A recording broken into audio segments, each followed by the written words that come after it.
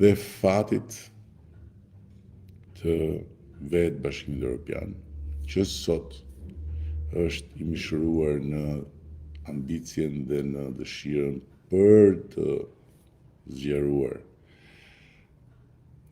radhët edhe për të përfshirë antarë të rinj. Edhe gjendemi aty. Gjendemi në vend në dur, në kohën e dur. Vendi që ata duan të përfshin bashkë me Marionezi, të dyve na konsiderojnë frontrunners ose ndryshe pararoj për gjitha ato që kemi arritur të bëjmë, por edhe për arsyet geopolitike. Tani ka disa që teorizojnë, unë i marr në fakt çdo mëngjes nga stafi im disa shënime në një faqe se çfarë teorizohet mbrëmjeve në ato pasqyrat e kënetës mediatike. Dhe ka disa që teorizojnë që kjo është kot, sepse në të gjitha rastet Bashkimi Evropian nuk do të marri brenda as Shqipërinë dhe as kënd tjetër, ose kjo është kot, se në të gjitha rastet po qese do marri Shqipërinë, do ta marri pavarësisht se kush fiton në Shqipëri. Janë muhabetet e njerëzve që ju ka ecur jeta shumë mbar, me thënë drejtën. Njëra atë llok i madh. Po të shikosh me kujdes, ankohen shumë, po janë përfituesit më të mëdhenj të gjithë këtyre viteve. Janë përfituesit më të mëdhenj të rritjes ekonomike, janë përfituesit më të mëdhenj të gjitha mundësive të shtuara të këtyre viteve. Përgjithsisht nuk them të gjithë, se s'mund të bëj asnjë insinuat të kësaj natyre pa pasur fakte, por bazuar në faktet, jo të gjithë, po pjesa më e madhe teorizojnë, ndërkohë që nuk deklarojnë ato që marrin plotësisht.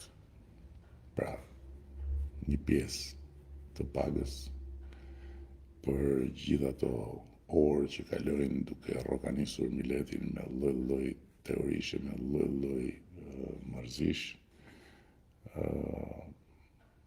e fshehin. Ju qajnë hallin pensionistëve, qajnë hallin edhe që u kopjua programi. Kjo e kopimit programit është gjëja më qesharake në botë. A thua se bëhet fjalë për ndonjë kod atomik. Thua se bëhet fjalë për ndonjë kod kasaforte të ndonjë sekreti, kodi Da Vincit. U kopjua kodi Da Vincit, o zot, o zot. Dhe me gjithë se u qajnë hallin pensionistëve, nuk japin kontributën e tyre që të për fondin e sigurinë shoqërore. Deri këtu është niveli i banalitetit dhe hipokrizisë këtyre lloj krijesave kënaqëtore. Ndërkohë që vërteta është shumë më ndryshe, shumë më ndryshe. Që nga fakti që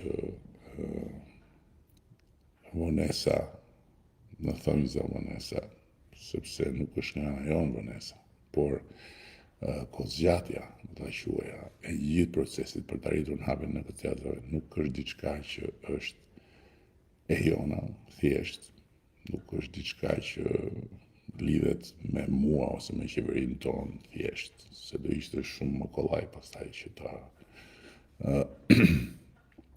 përcaktonim dhe këtë si një faj të rilindjes, si një mëkat të rilindjes, por është diçka që mund të shihet fare kollaj boll të duash të marrësh vesh pak më shumë për si funksionon Bashkimi Evropian. Sepse Malizi, për shembull, i ka hapur negociatat përpara se ne të vinim në qeveri. Tani për çfarë do ta fajsojnë këta marrjen e zi? Për cilën nga ato pika që i rendisin një nga një sa herë flasin për qeverinë tonë. Po Serbia i ka hapur në 2014 negociatat, po Maqedoninë që është bërë kandidate në 2005. Do me thënë, ka një logjik i gjithë ky proces dhe nuk bën përjashtim askush, në mos bëjmë ne një përjashtim shumë interesant që megjithëse zyrtarisht negociatat i kemi hapur vjet, kemi qenë kaq të përgatitur dhe kaq përpara, sepse e kam thënë ten babaden që na i hapin ne do ta bëjmë pjesën e punës që do të bënim dhe po të na i hapnin, që të na gjejnë shumë më të avancuar kur t'i hapin, dhe kemi një kalendar të davorcuar me Komisionin Evropian për 3 vjet, 2024-2027, për të mbyllur negociatat. Do të jetë një rekord absolut historik, dhe jo sepse ne jemi ndryshe nga të tjerët. Jemi ndryshe në disa gjëra, po jo vetëm për këtë, por sepse Bashkimi Evropian është shumë interesuar që na marrin ne brenda në këtë moment.